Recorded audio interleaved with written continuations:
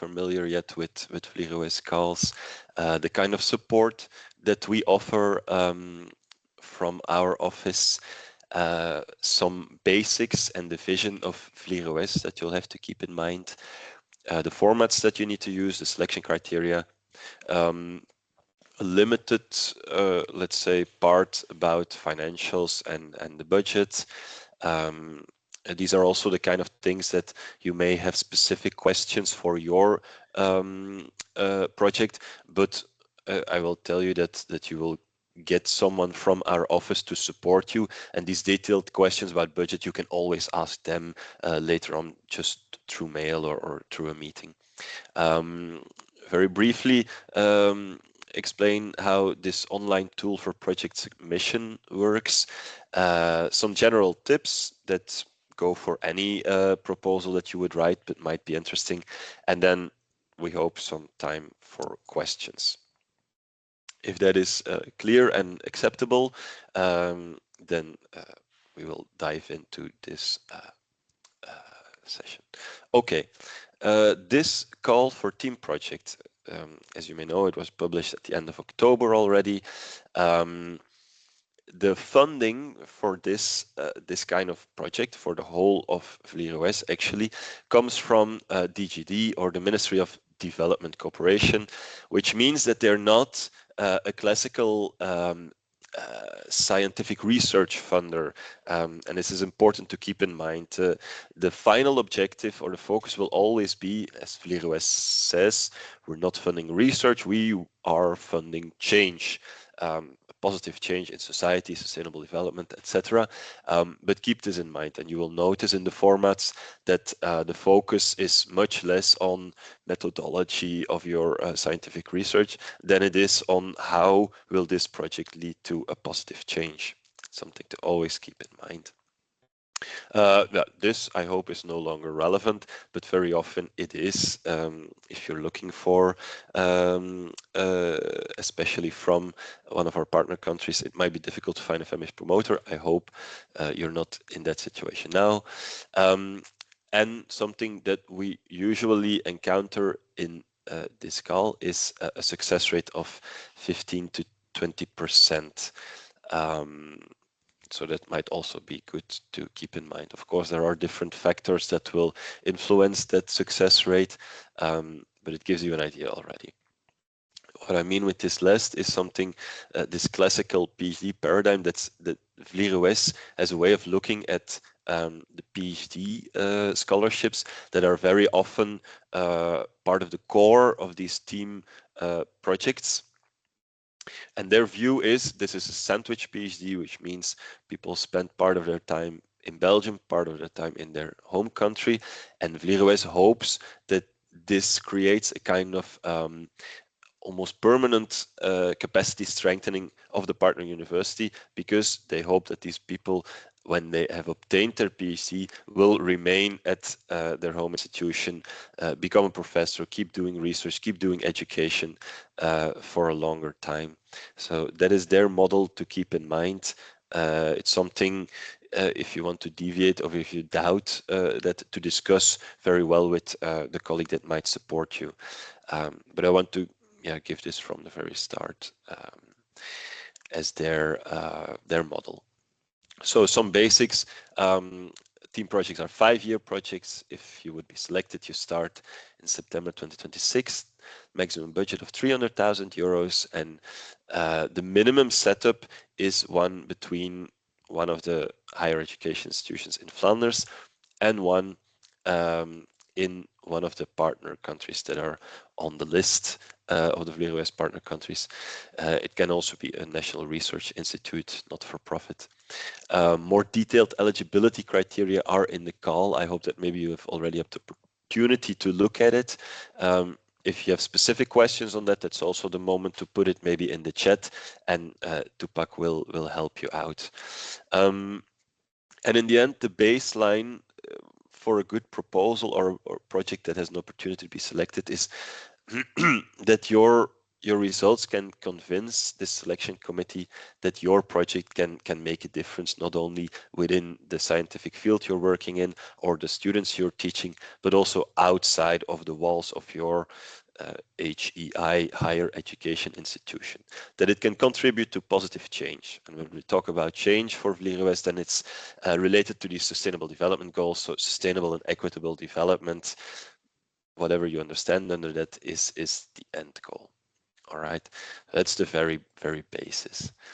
Very important for you, I hope and I expect, is the support that we offer from our office here at KU Leuven.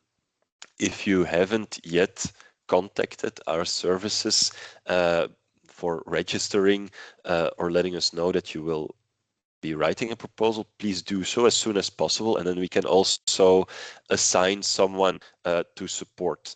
You see the colleagues that are on them. The countries that they support are a bit can be flexible. So, but in broad lines, this is the situation. We have Caroline, who is focusing specifically on the University of Applied Sciences and Arts on the Flemish side. Bit for Asian countries, but we will also be supporting others. Ellen, mostly in Africa, Laurens, the Central African partner countries, Tupac, mostly in Latin America and Kenya, and me also some African partner countries, but it can differ. The main message here is let us know that you're working something, what you're working on, because the kind of support we offer, it can be all kind. It can be whatever you need actually. We will be very much happy to have a meeting with you in the beginning to let's say discuss some of the ideas that exist and how they fit in such a team project, especially if it's the first time you do this. But any kind of questions are welcome. When you have a first draft of your proposal, please send it to us.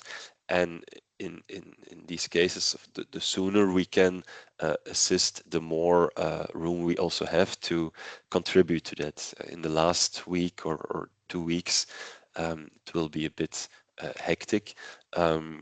So yeah, the sooner you're there, the more we can do. But do not hesitate to reach out is actually my message, and you can really count on us for support. Any kind of questions, we're used to that. If you would be in the case that you didn't find a KU Leuven partner yet, or from any other institutions, I will share this presentation. But then you would have to go look for it in the research portal based on the topics that you want to work on. And then also there's a link to our Who is Who that would allow you to email or contact that professor. If not within KU Leuven, you can also follow this link and see other staff members of other universities and higher education institutions. Okay. Yeah, excuse.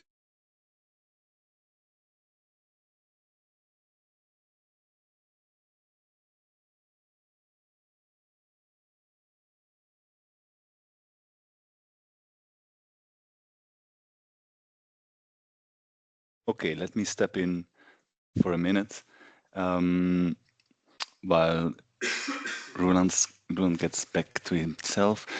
Some information on the eligibility on the side of the promoters. You will read in the call that postdoctoral researchers can be the promoter of a proposal, but at KU Leuven this is not possible. So here at KU Leuven you must be a ZAP. Postdocs can be involved, of course, in a collaboration, but as co-promoter of or as a member of the team. Next, as professors who are almost retiring have to indicate this beforehand and must include a co-promoter to the proposal. This person will eventually take over the role of being promoter. And also really important, and this counts both for the KU Leuven promoters and for the promoters related to the partner institutions, you can only have a maximum of 2 ongoing team or short initiative proposals. What does it mean? If you are the promoter of a proposal at this moment, you can only submit one proposal in this team call.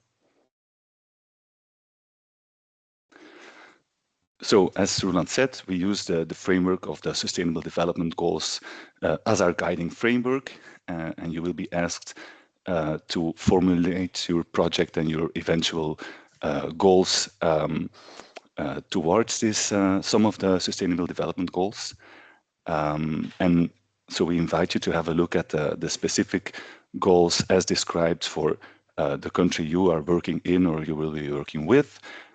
You will see that there are some specific targets to this goal. So don't, of course, you can mention the goals in a very generic way, but be very specific, for example, in your context analysis on which goals you want to target.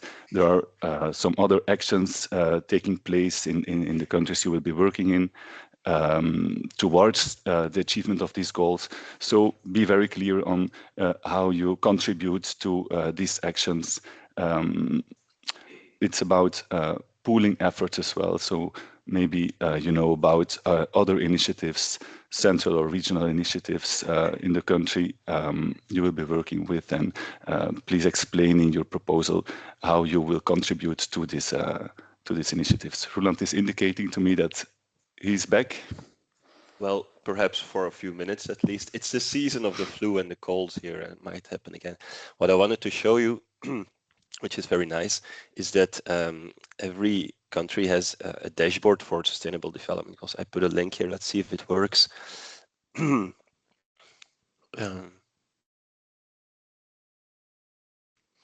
So you see this is for Ethiopia, and then you can really follow the trends there, but also find some more specific indicators,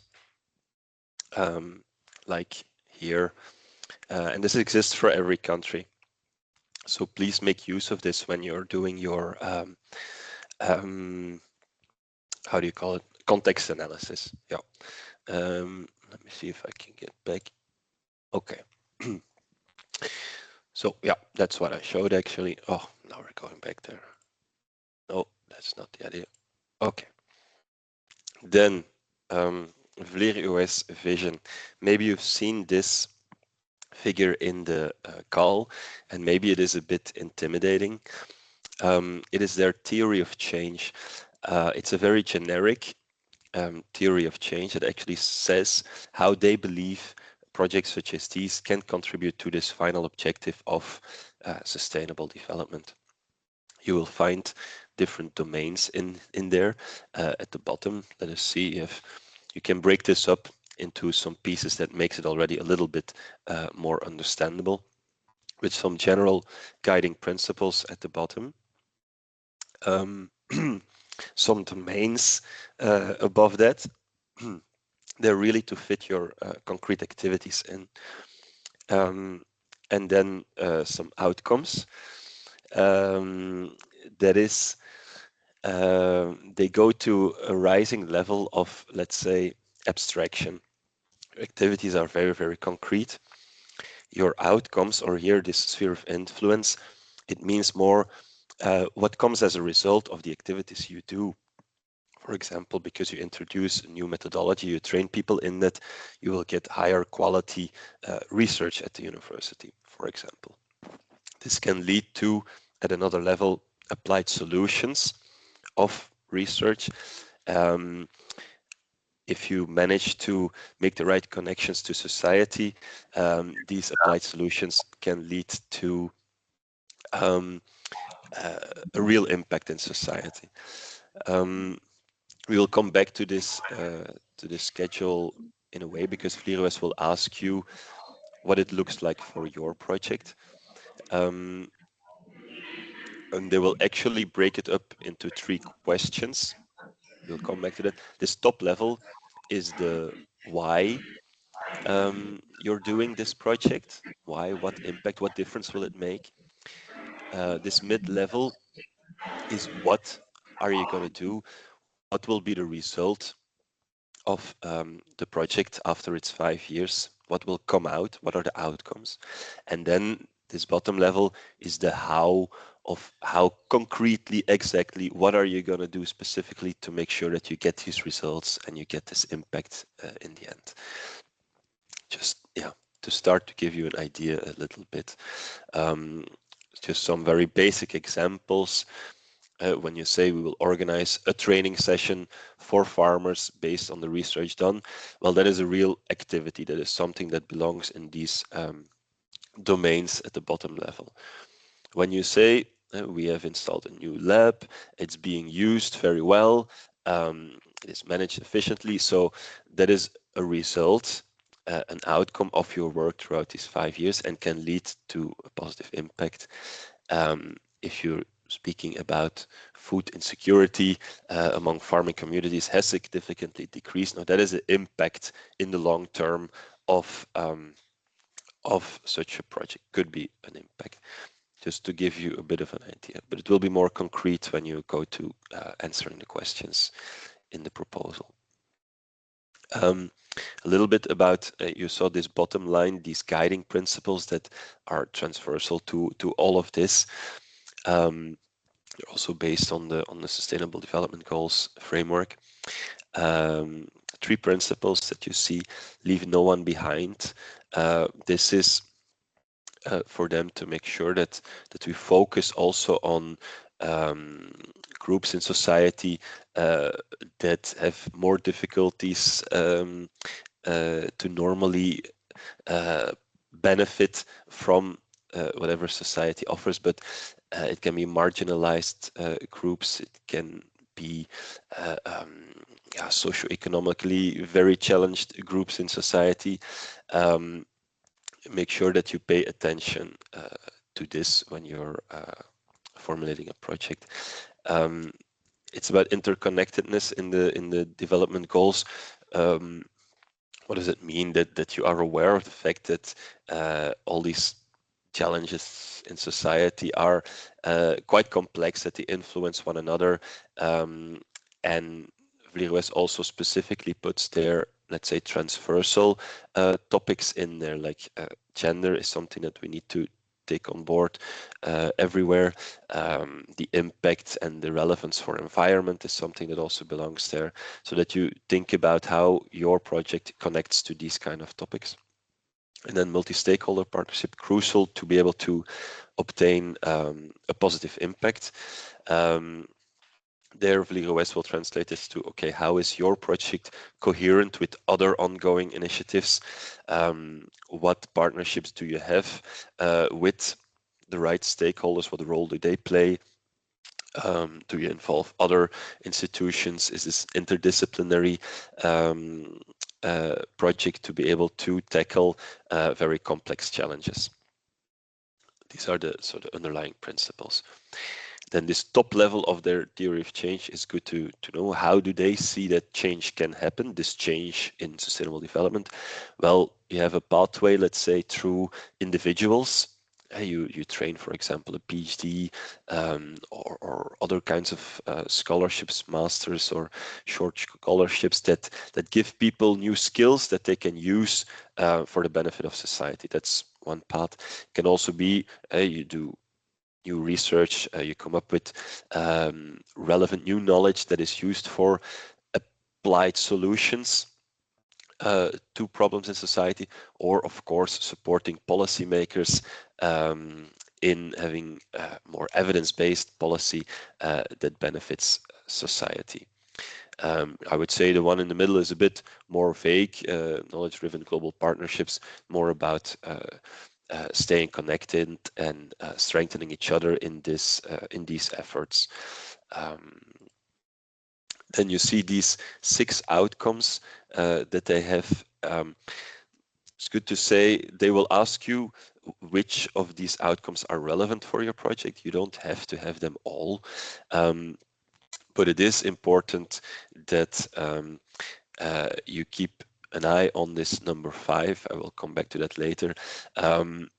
Whatever you do, You need to think of how it can lead to change in society, and so how the project works on creating the right conditions for it to have an impact in society. And that's that outcome 5. And you'll need to be explicit about it. How will you deal with that? And others are, okay, education, processes and systems, but also infrastructure in your university that is being used, research, and then these individuals. Um, then when we talk about this theory of change later on in the proposal, you can structure your answer according to these outcomes. And it's really about, we believe that any of the type of ideas that you have will be able to fit under this. It would be very uh, interesting to see if it wouldn't, but try to fit it then in their vision.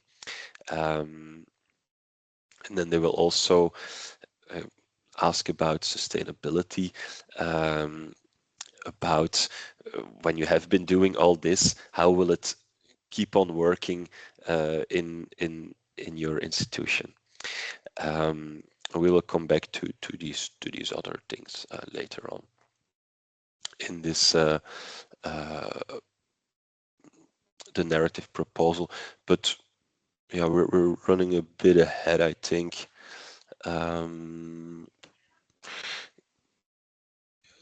Yeah, I'm gonna skip through this now because it's a bit. No, we missed some slides, I think.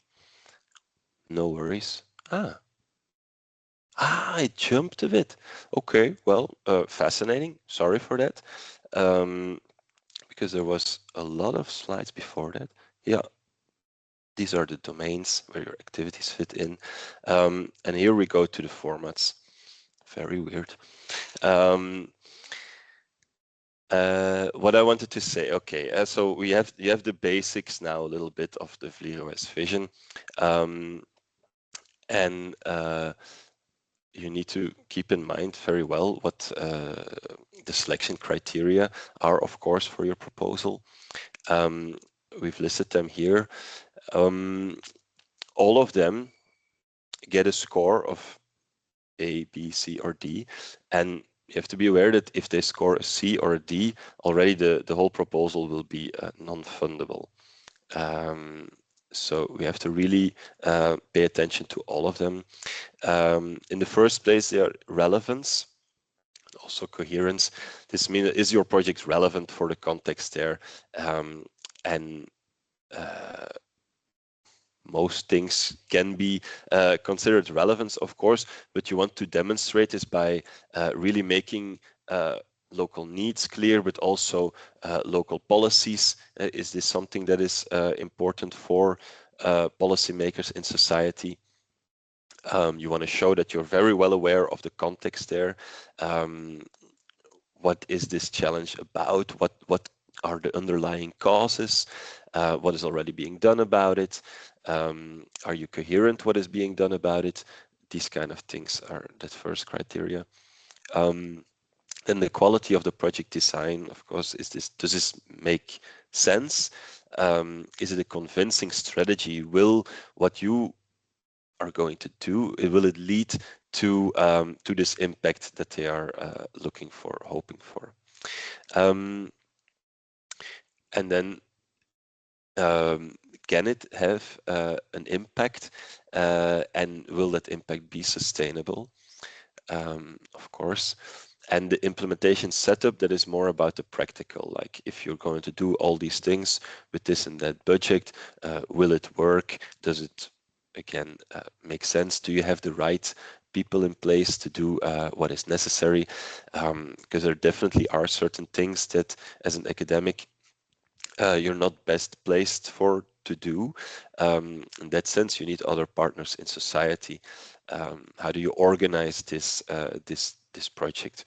That is that selection criteria. What we have done, thanks to our colleague Dr. Solomon, took the time to go through all the selection committee feedback that we received and take out the most common rejection factors. We want to give that to you to keep in mind when you're writing your proposal.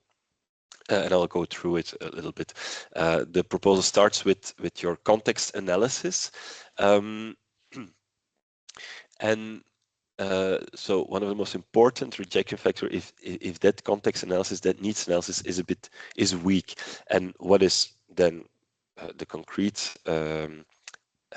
point there is that very often things are described rather vaguely, and there's no real supporting evidence that is very concrete in case, meaning numbers or previous research or policies that exist or very concrete consequences of the problem you're dealing with.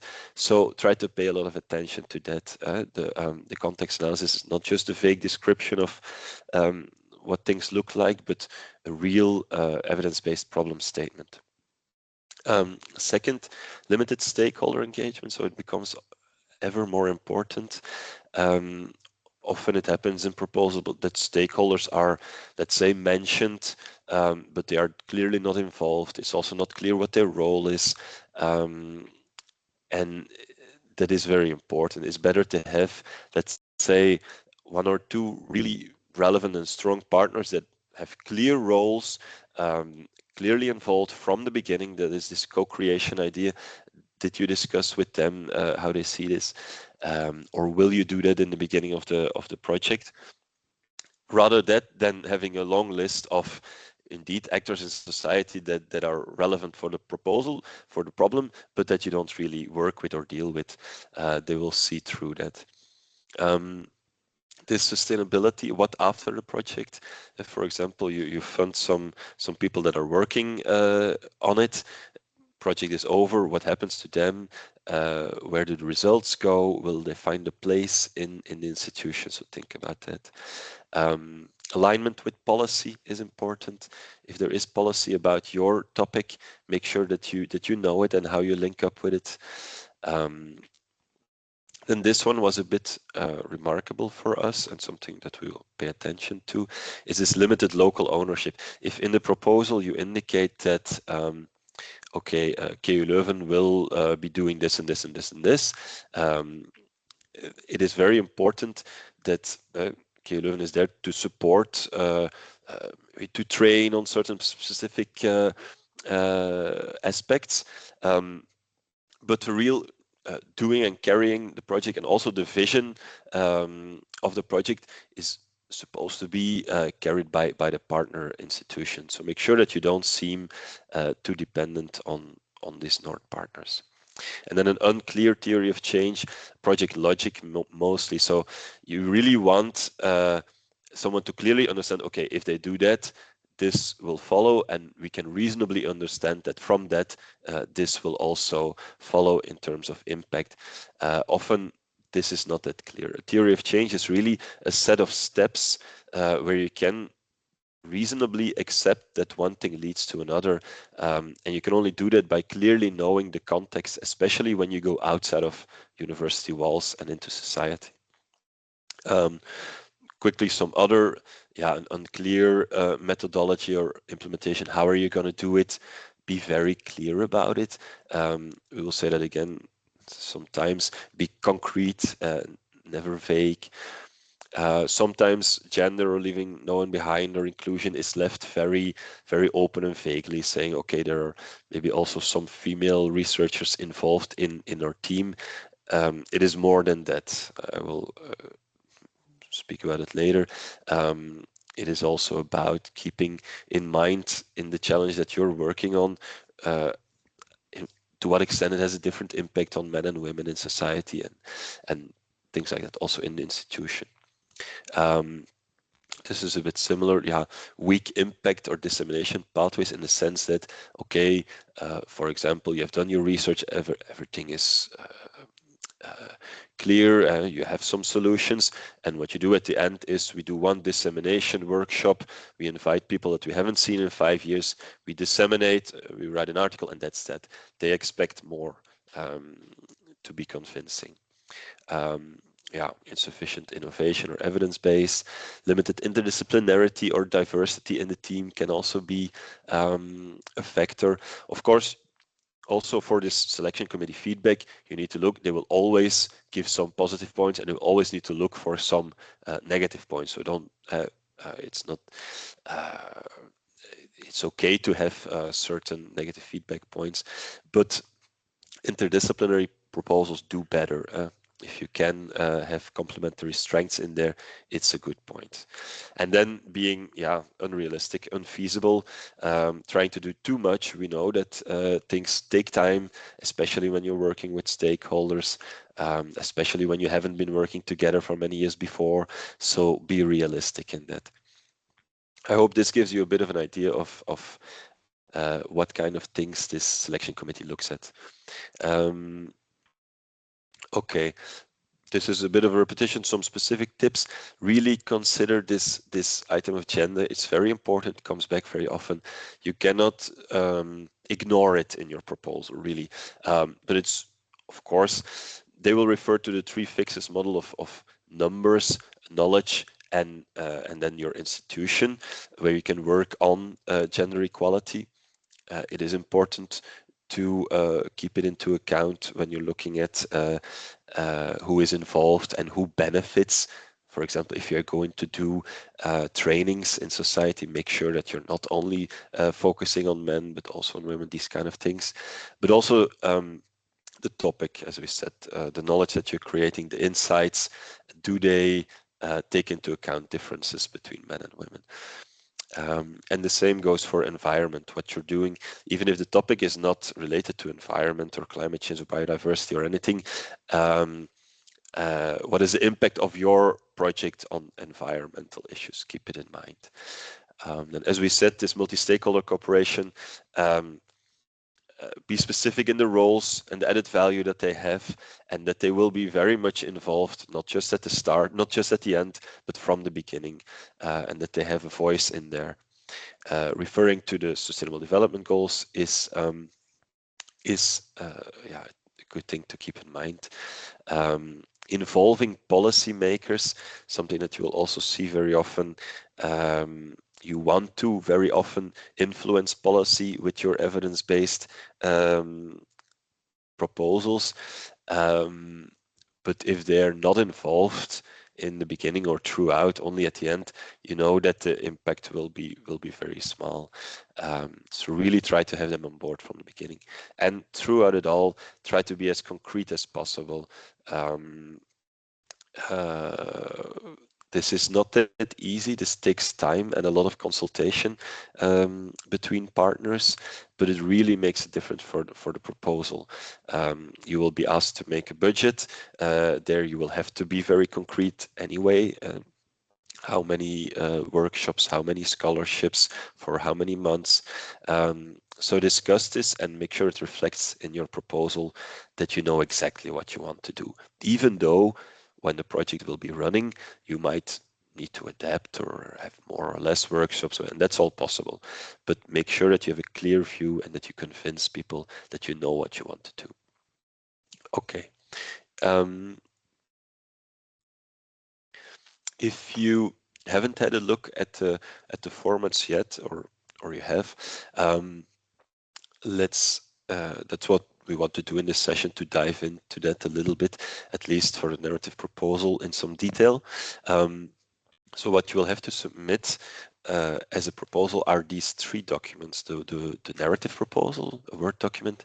Then there is an Excel document where you specify your activities, who is responsible for them, what will be the timing, and also the team involved and their role and contribution to the project. That's it. And then the budget, also an Excel document.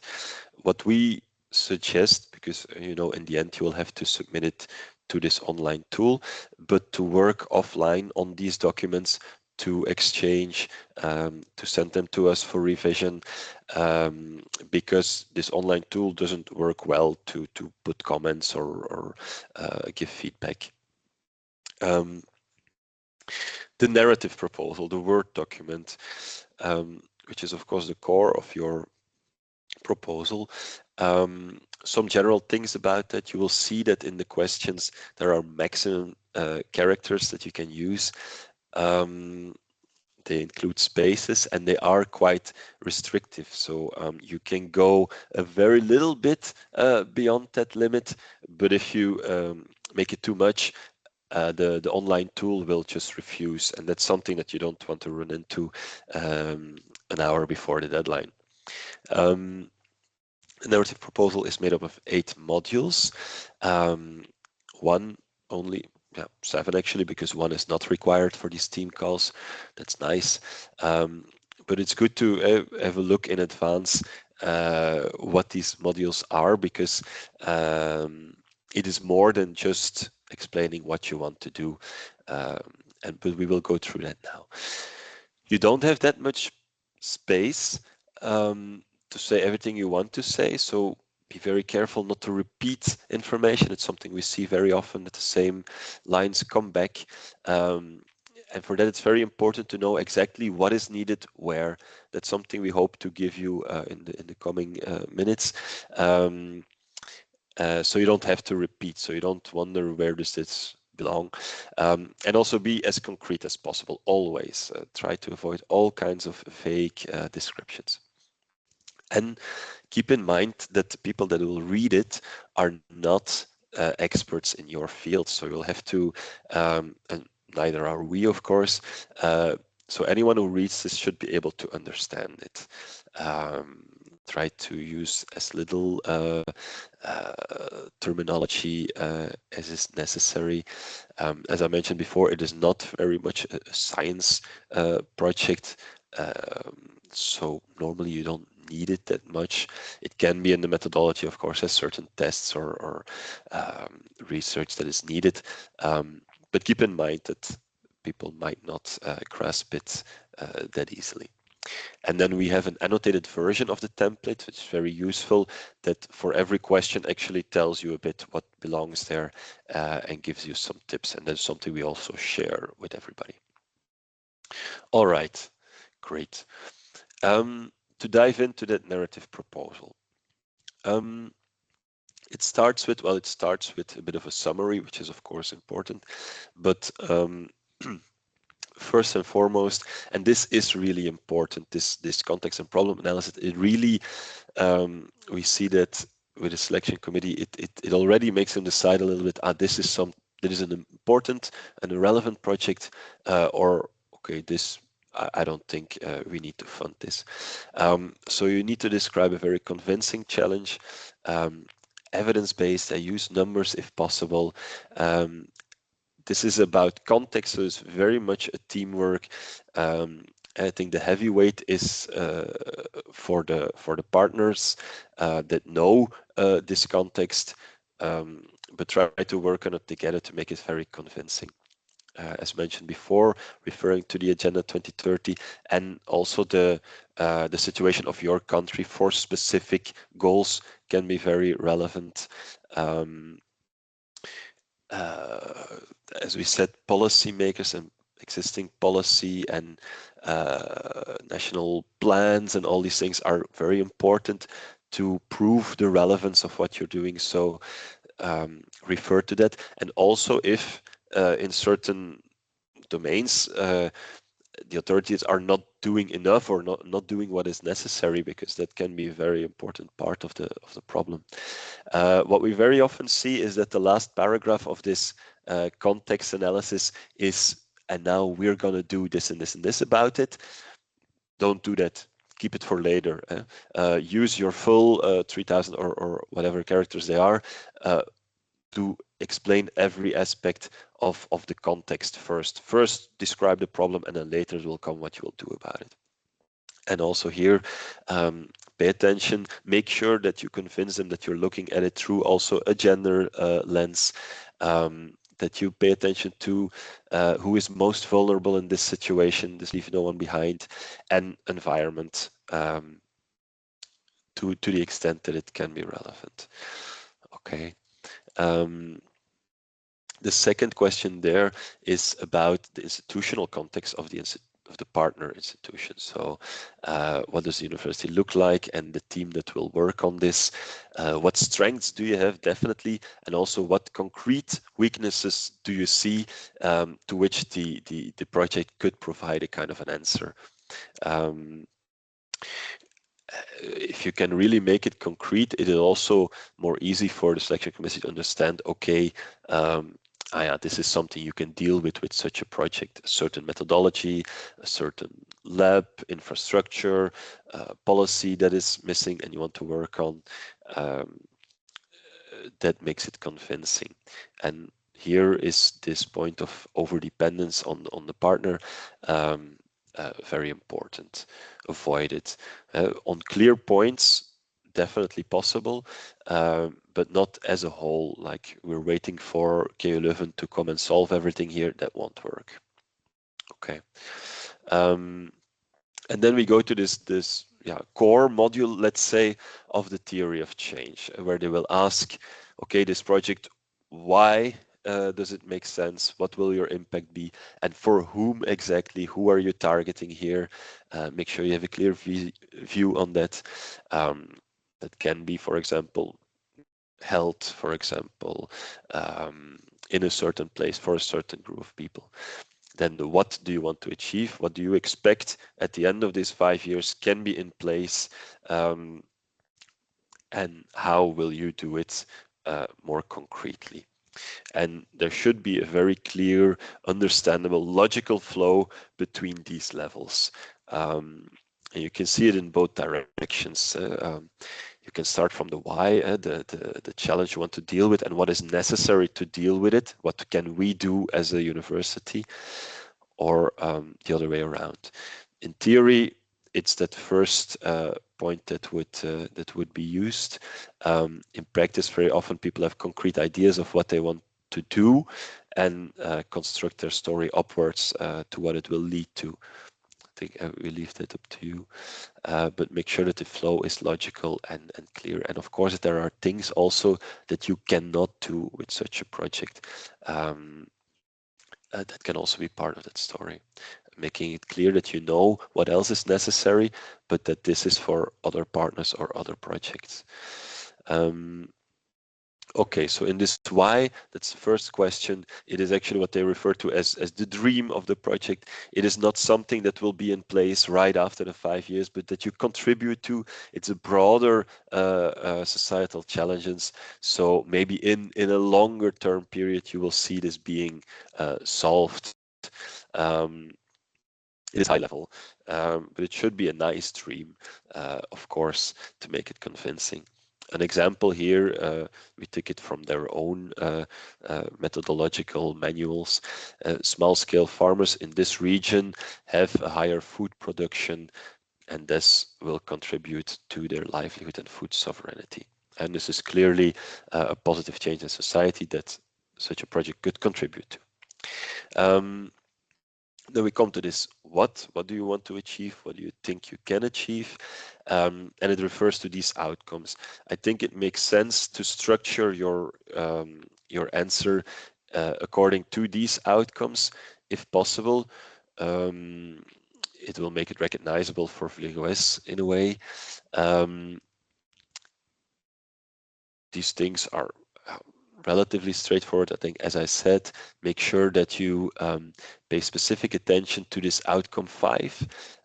How will you create or improve the conditions for the new knowledge that you have created to be used in society, either by policymakers or stakeholders? Show that you have a vision on that and that you have activities in place to actually take away barriers that might exist for people in society to use this. So you can think about this in terms of barriers that you will take away, or activities that you do to make it more probable that people will be able to use your knowledge. Okay, in this question, they also refer to sustainability of your project outcomes then, and then think about how these things can be embedded in the university in the first place. For example, a PhD student that becomes a member of staff after getting their degree, or already is a member of staff, makes it more convincing. It can be a new educational program, a master, for example, that becomes part of the curriculum. Equipment or a lab that will keep functioning because it has a clear policy on people using it with other projects, etc., etc. So think about this very well. All right. And then there is the how, the concrete activities. What will you be doing exactly? Trainings, research, fieldwork, scholarships, workshops with stakeholders, investment in certain equipment that is very concrete.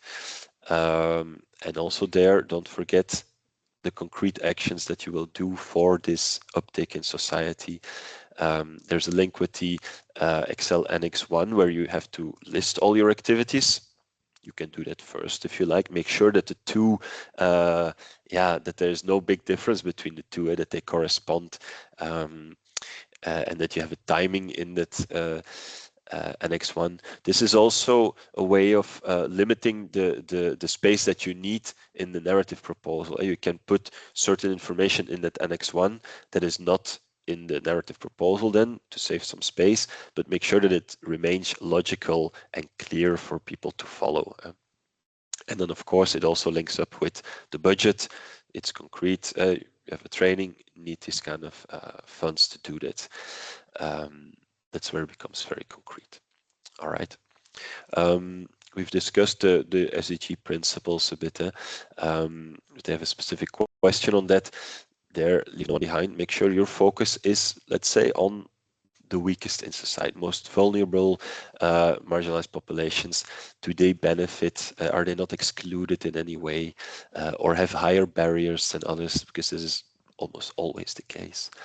Interconnectedness refers to these things like interdisciplinarity, and a holistic context analysis. How do other challenges in society come into play? Because, for example, we just saw a proposal on coal mining in society, and of course there is a certain need for fuels. There is an economic need that can be ignored. You cannot just stop doing it, but of course it has its trade-offs on health, on environment, and you want to look at it as a holistic thing, see how things inter-influence each other. And then these themes of gender equality and environmental sustainability come in. And the third principle of coherence, multi-institutional partnerships, multi-stakeholder partnerships. There, it's just important that you see both what is already ongoing, who do we need as partners.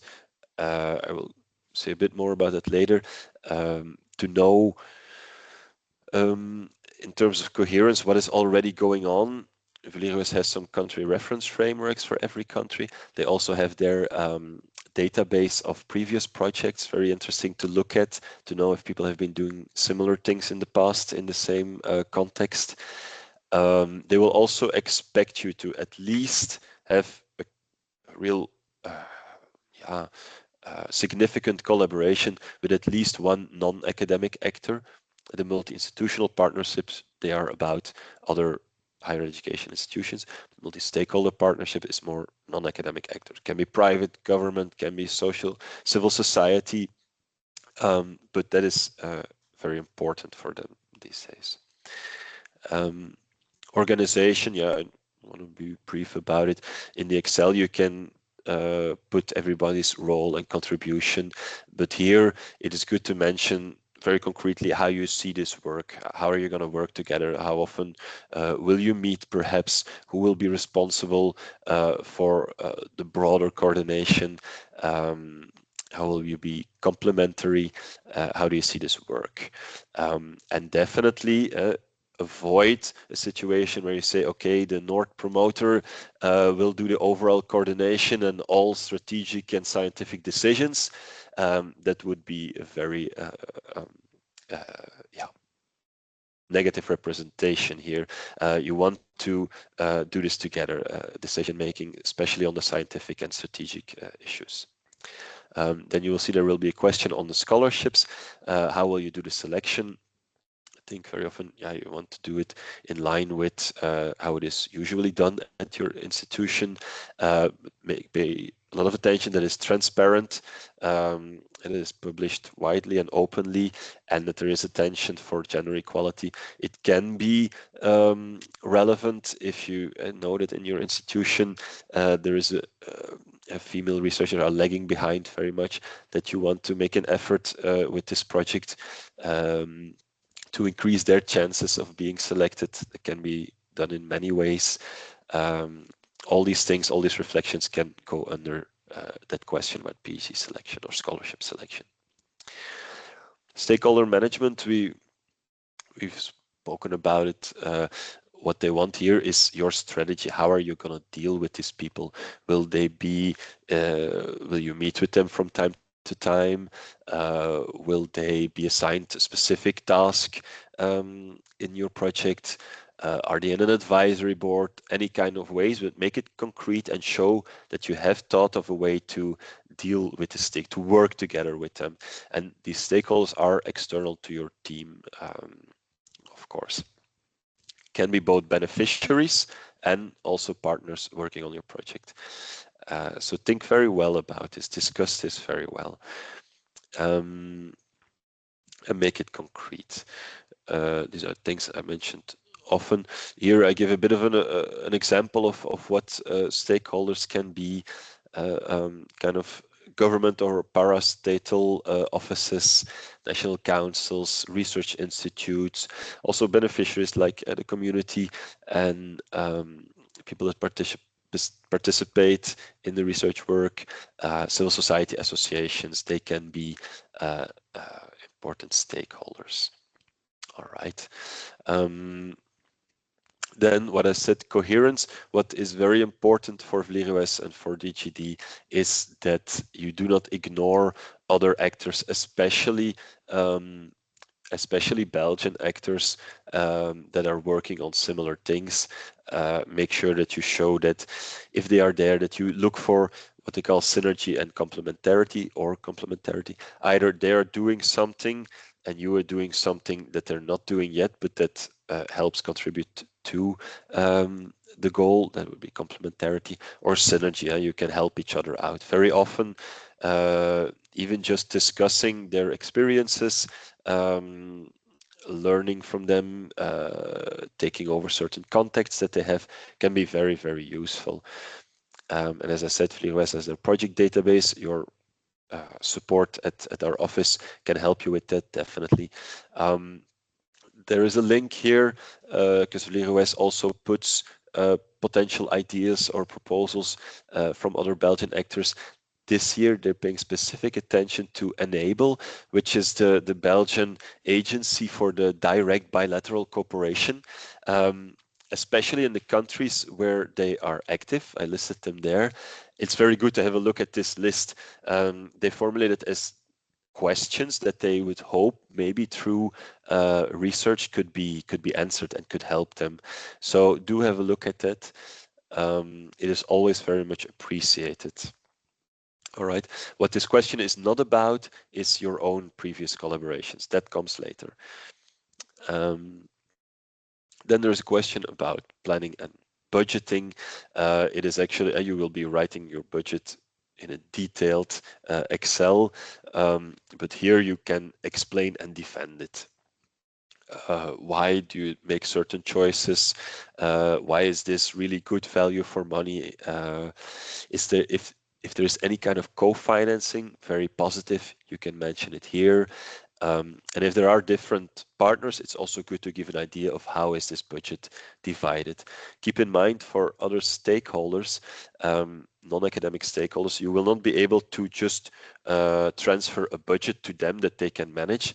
You will have to, let's say, do their expenses from your own account, but we can discuss that in detail.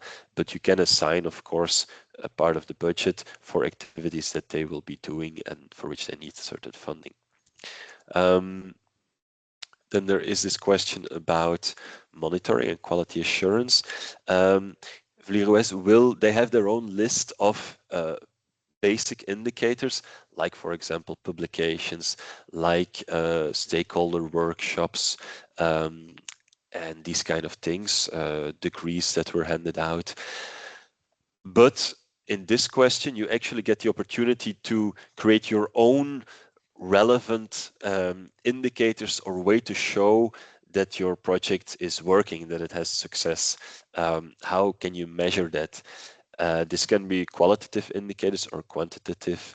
And it actually, for the selection committee, this is a way to make very concrete, this is what they hope they will achieve. Um, by showing what you want to measure at the end, you already show what difference, what impact you want, what you're aiming at, and you believe you can have. So make use of it in that way. Um, there is this project track record question, learning and steering. If you have already worked together, what have you done? What have you learned from that? Um, have you already submitted this proposal? How did you maybe adapt it if it wasn't selected? In any case, I mean, try not to leave this question open, even if it's not a resubmission, even if you have not worked together before. Try to put some experiences and lessons learned that can be useful for the proposal that you are writing now, because that's what they want to see. A proposal become stronger from previous collaborations, stronger from having learned certain lesson in the past, and you want to show this, that it's not, you don't start from zero, and that is what this question is for. Then something new also for us, because VLIROS, and we also noticed that in the previous two calls, AI was being used more and more. And of course, this is okay when the use is limited to improving language, let's say.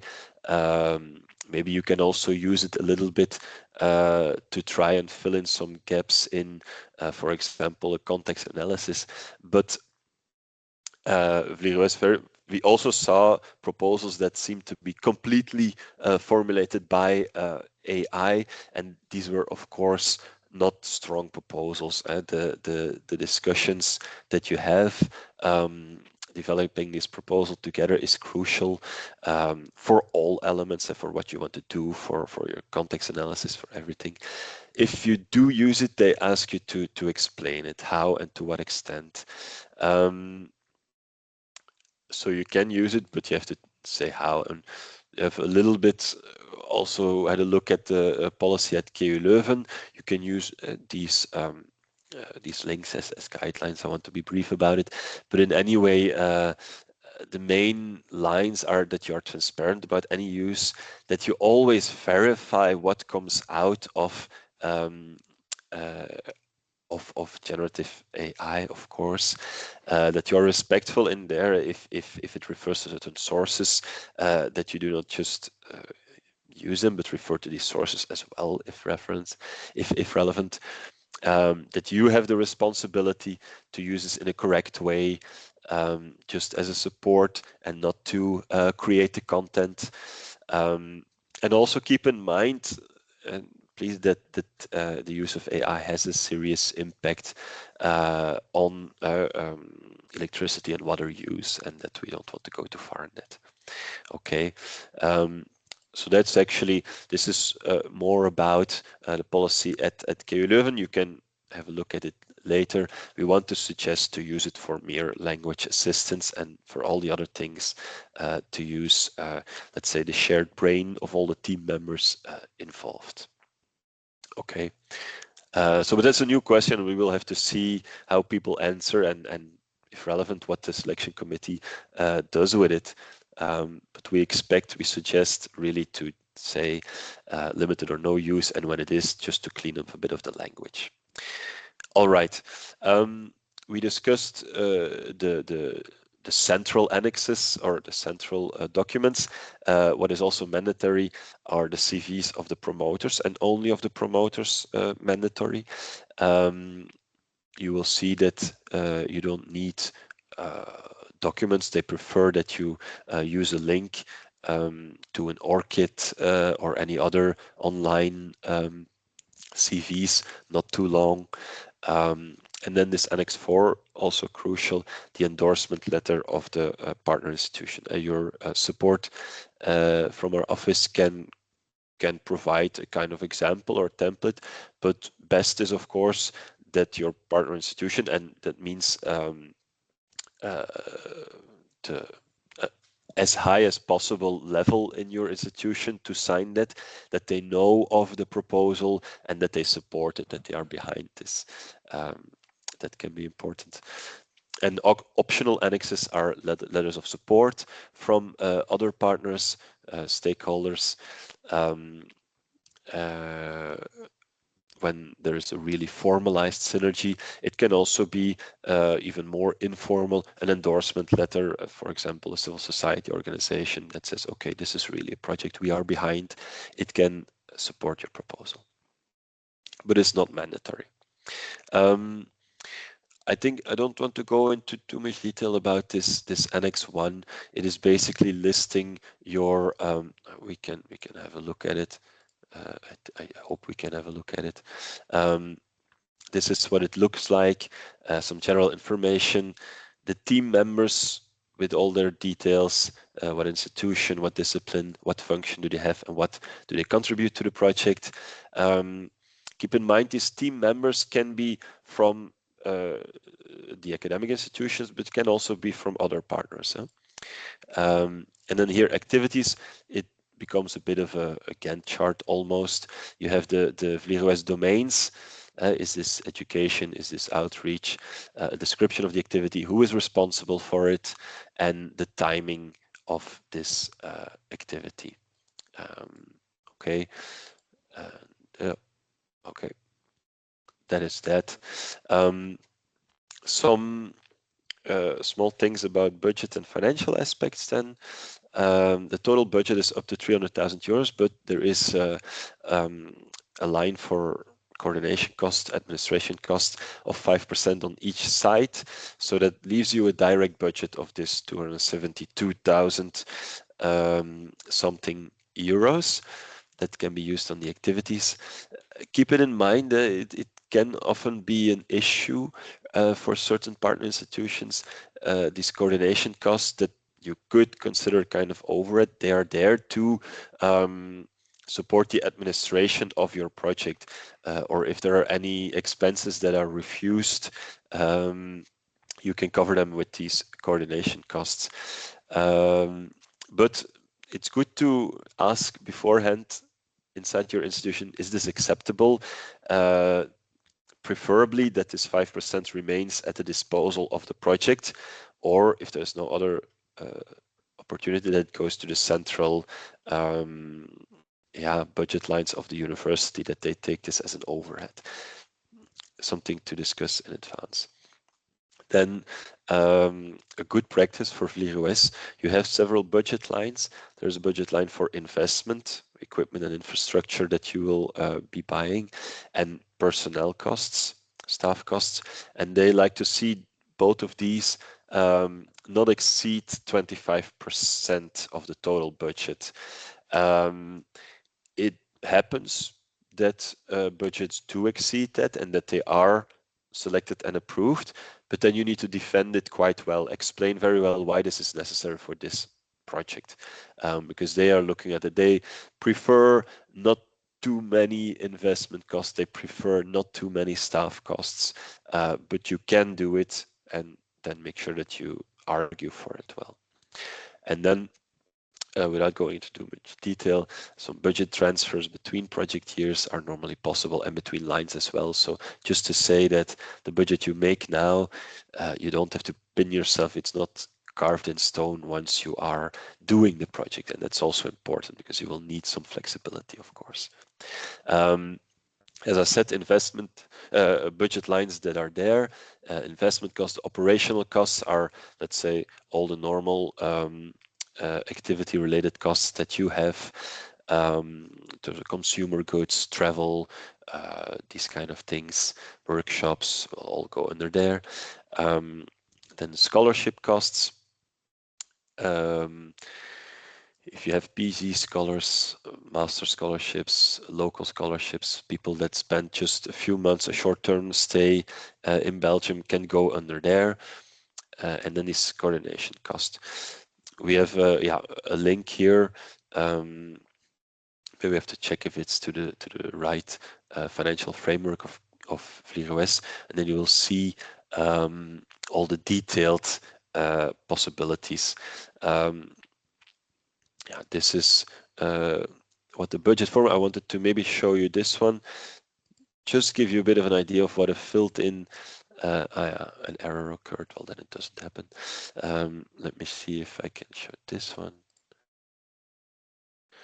Yeah. You will have an overview here of all the costs. This will be filled in automatically. And then per budget line, a tab where you can just fill in all that for operational cost, scholarship cost. This is something we will also, of course, help you with. Don't worry too much about it. And you can ask all questions that you need. Well, this is something else. It's just some brief, maybe basic blocks. When it comes to international mobility, the project can cover door-to-door transport. There is an international per diem, so for every night spent in a country, there's a specific amount. It differs for all countries that you can have a look at. And the hotel is reimbursed. Also, that has different indicative maximums per country. You can have a look at the list through there. And then, okay, when this mobility and subsistence is covered for the partner country, what is also relevant perhaps is local per diem of a maximum of 30 euros. This is about team members in the partner country that for project business have to move outside of the university city, and they can use this local per diem for that. Again, on this BC scholarships, there is a fixed monthly allowance for when the students come to Belgium, a maximum of 24 months over the total project. So that's covered. You will find that in the budget. It will fill in automatically. And keep in mind that VliegOS expects when they are at the partner university that their salary or a scholarship or anything is paid not by the project, but by the university or other funding. That is the basic idea. It does happen in other ways if really necessary, but the ideal situation is that the embeddedness in the university of this PhD scholar is really demonstrated by the fact that they are being taken care of, that they are already being remunerated by the university. Of course, all the research costs, etc., fieldwork, equipment, consumables can be covered by the project. But keep this in mind and discuss it again with us, with the colleagues, if this creates issues. It's a very important element. Then briefly about this online tool. You will have to submit it online. If you don't have access yet, if you haven't been added to the tool, ask us. We will make sure that you can be that you can get access. And what we definitely want to say, this tool, don't keep it for the very end, because we have seen quite some tragedies caused by that, because you will run into, okay, maybe your text is a bit too long and then you'll have to rewrite and restructure. If it's the first time you use the tool, maybe it's a bit uncomfortable. So start this in time. And of course, we are there to help. Also, in general, the sooner you can contact us with your ideas, the better. Um, this is a bit of an extra, a gift that we receive from our research coordination office, where they say, okay, these are things that are always true, always useful. So I wanted to go through that. It's true that before you start thinking or writing, have a look at all the elements that are there and are needed. You might miss something. Like having a look at stakeholder strategy, or in the annexes that you need a responsible person for every activity. These kind of things are good to know from the beginning, so you know when you're discussing things what you need to get out of your discussions. This is very relevant because FleurOS has a tendency to create a bit complicated questions that you have to read twice, but really read what they're asking. Very often we see that answers are not the right answers to that question, that they don't belong there. So really read what they're asking and read it, the full question. They also have the tendency to put 2 or 3 questions in one questions, and then people forget to answer part of these questions. Okay. Be nice to reviewers, crucial. The kind of text that you're writing, very long sentences, no structure in the text, a lot of repetition, all this makes already annoyed reviewers even more angry. They have to read maybe, I don't know, 70 or 80 proposals each. So be kind to them. Also terminology, they're not going to look it up, they're just going to skip it because they don't have time. Yeah, don't show hesitation in the sense that we might consider looking into this. No, we are going to do that. Is useful. Avoid duplication and too long sentences. Yeah, this is, I said in the beginning, there are quite some things that are not the direct project content of what you're going to do. Keep in mind that these questions also need to be filled in, of course, maybe more towards the end, but don't forget them. This we also notice. You have a small summary in the beginning and then the context analysis. These need to make people enthusiastic about your project. So really take that into account, put specific attention in that. And then again, being concrete and specific. And we know that this is easy to say, but it takes a lot of back and forth and discussion. But it really makes a difference between a very good proposal and a more difficult to read. So general tips for you. I think then we made it. And there's still 10 minutes for your questions. So I will stop sharing my screen and give the floor to all of you if you have questions that you want to share with the whole group.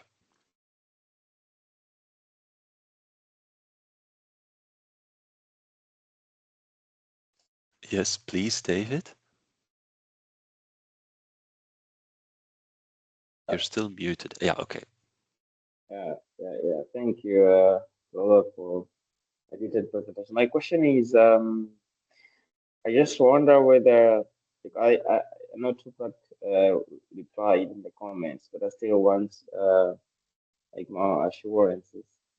Can we replace the PhD scholarships with postdoctoral scholarship, or is it useful to have maybe both, like a PhD and a postdoc? What's the guidance? Yeah, it's a good question. And are you speaking about a postdoc scholarship at your institution or someone to come to KU Leuven?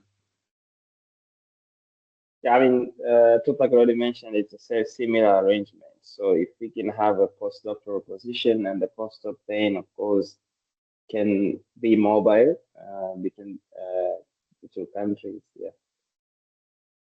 Yeah.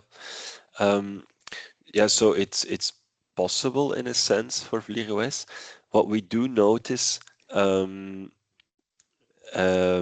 that you have to be careful with these postdoc positions in the sense of sustainability. This is the kind of funding that then ends. And even though we we had a bit the position that the postdocs are in a fantastic position to be working on this uptake and outreach and all these kind of impact things. Vleroes then often says, okay, but after the project, they won't have funding anymore, and they might be gone, and all this expertise, would be lost. So that's something to really keep in mind. You also have to, maybe see a bit, is it a personnel cost or is it really a scholarship, when you look at postdocs? So that might be something to look into, that specific situation. Coming over to Belgium for a few months is definitely possible. For a concrete goal, that's perfectly possible. But for 5 years, putting a postdoc scholarship in there to actually as a member of staff of your institution, that would be less convincing for them. I don't know if that answers your question a little bit. Yeah, maybe partly. So, if we have a postdoc, for instance, a PhD for 4 years, so 4 out of the 5 years of the project, and maybe um, 2 postdoc positions for maybe 2 years each. And if that is possible, then my next question is about the mode of payment and salaries. I know the PhDs don't get paid when they're at their home institution. So if you have a postdoc then who coordinates the project, can they be paid?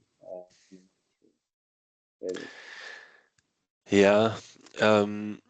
So, and this person would not be a member of staff of the institution. Yeah. They wouldn't, or they would. So ideally, they are members of staff, and they will continue working for the institution after the project. But yeah, Because I mean, when you're talking about taken as coordination of the project, then yeah, go ahead. what you can have sometimes is that people, and they already have their staff contract, but they get, and that's on personnel cost, a topping up because they take up this additional charge of coordinating the project. That happens. I don't know, a local postdoc scholarship. That would be, I think, a relatively weird setup. Then you would rather go for an employment contract. I think, Tupac, you can correct me. An employment contract actually with the university that is paid by the project. But you have to keep in mind this point of sustainability.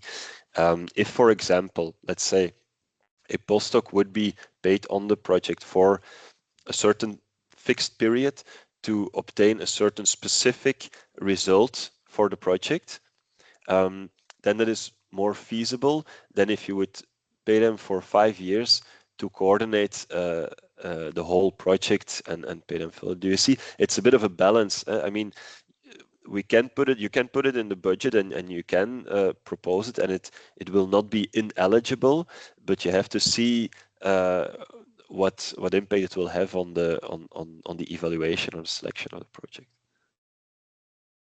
And that doesn't have a clear black or white answer. Okay. We can also discuss it more in detail for your situation and what the options might be. Okay, thank you. Or Tupac, did you want to say something? No, just what you said is correct, Roland. I just included the scholarship framework specifically on PhD and postdoc. So you see that, but this relates to coming to Belgium and what type of scholarship and for how long you can receive. So my initial comment was that the payment, the scholarship will be equal for postdocs and PhD researchers. But the number of months to be spent in Belgium, that's different. So that's my second comment, and important to take that into account. Okay, Thank you. Thank you so much. Thanks. Are there any other questions? Um,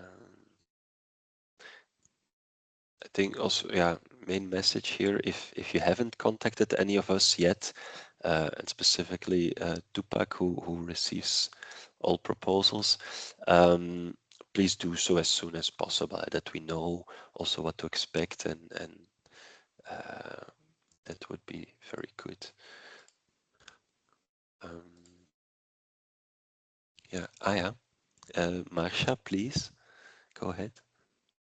Hi, thank you for a very educational presentation. I have just recently started my PhD here at KU Leuven, and I was wondering if, and it's partially funded, so I was wondering if it would be possible to fit in maybe the last year of fundamental research plus a year for an implementation, which we were considering as a postdoc.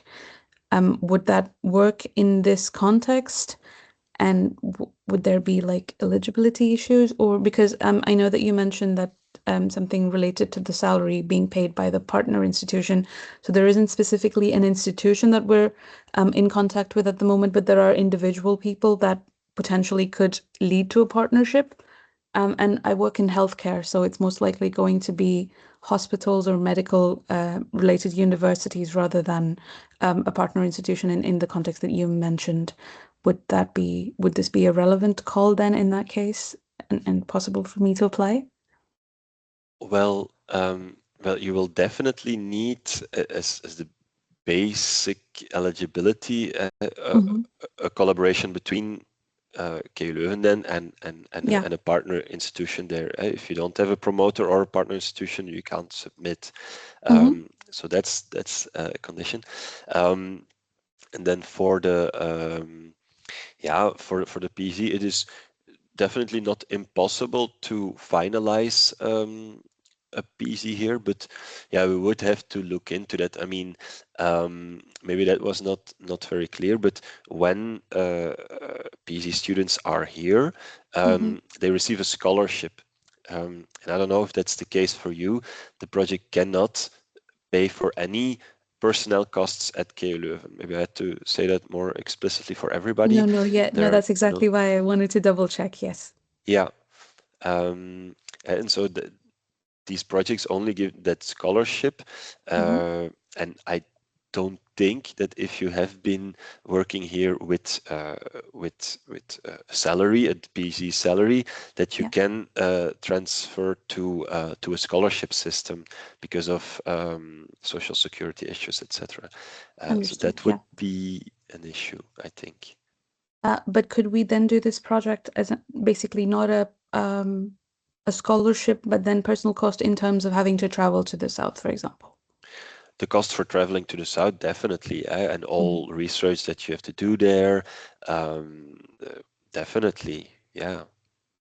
All right. Yeah. You would be a team member then, and as a Yes, of team course, member, what is the only thing that defines it is that you do activities to obtain the project's goals, and that can make perfect sense. Okay. All right, that's very clear. Thank you very much. Okay, good.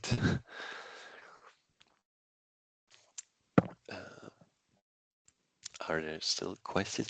We will, we have this recording. We will put it online, share it with you along with the presentation and the annotated version of the document that should help you. And then, of course, you have our contacts, and don't hesitate. And if there are no other questions, then Jan, please. Okay, thank you for this presentation.